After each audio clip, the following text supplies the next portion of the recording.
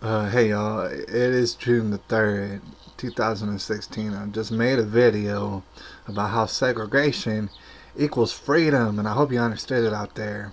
There's gonna be a lot of people who don't understand it. They're not gonna want to understand it. They're gonna cling to their ignorance to the bitter end, and you know what? That's all right. That's all right because some people are just going to do what they do. In fact, everybody's going to do what they do, and that's all right. That's all right. But here's the thing, man. I want to just touch upon this a little bit more, a little bit further. I made a reference to a verse in the Bible. It's Luke 12:51, talking about Jesus ain't here to accept everybody. Right? That's actually the exact opposite. A lot of people don't either they're not aware of that verse or they don't want to be aware of that verse. There's other verses just like it that would imply the same thing. Right? Right? Segregation is not going to happen just because I want it to happen. All right? A lot of people might look at me like a hater. It's not going to happen because I want it to happen. I'm not rooting for it like, oh, I hope it happens. It will happen organically. It's been written about a long time ago in the Bible. It's going to happen. I'm just here reminding y'all that it is going to happen, and when it does, that's actually a beautiful thing. It's going to lead to freedoms like you wouldn't believe, prosperity that you can only imagine. Alright, but I want to go even further because if you read Luke 12:51 and you continue to read on to 12:52, for example, it's the Bible showing you how it's going to take place. Like I said, it's going to be during the tribulation. Right? Things are going to become hard and struggle. They already are hard, but they're going to get worse, a lot worse. Right? And here's the problem: people have been so accepting. We've been taught to be so accepting, right?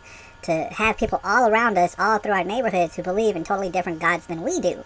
And it's through this accepting nature that our own families have been infiltrated. Right?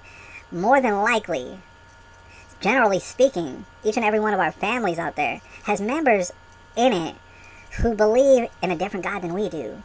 Now, this is especially the case if you've gone and intermarried. Right? If you married someone who has a different God, well, then obviously y'all have different gods, period. That's what it is.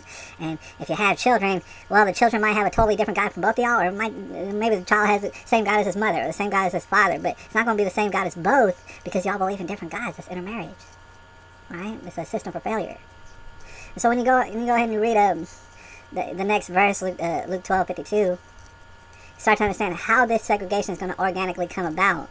It's going to have to, because things are going to become so hard that people are going to have to start to understand, okay, things that we didn't used to discuss, like who is God, what does he want, who is our God that we're worshiping. You know, a lot of people have families where they believe in God and everything, but they don't discuss it with each other in great detail.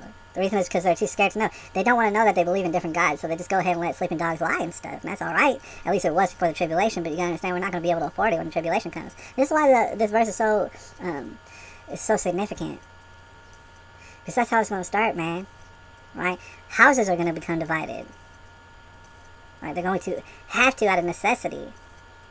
And it's a tough process, you know. Y'all might be thinking about your families out there. Right? Thinking about losing them, or losing at least part of it. It might be depressing. Something that you don't want to do.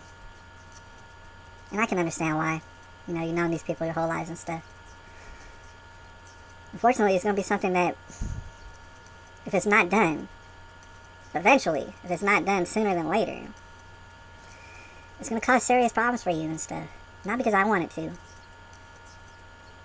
but because that's the way it is. It's been written about a long time ago. I guess I'm saying all that to say this. You could be ahead of the curve, you know.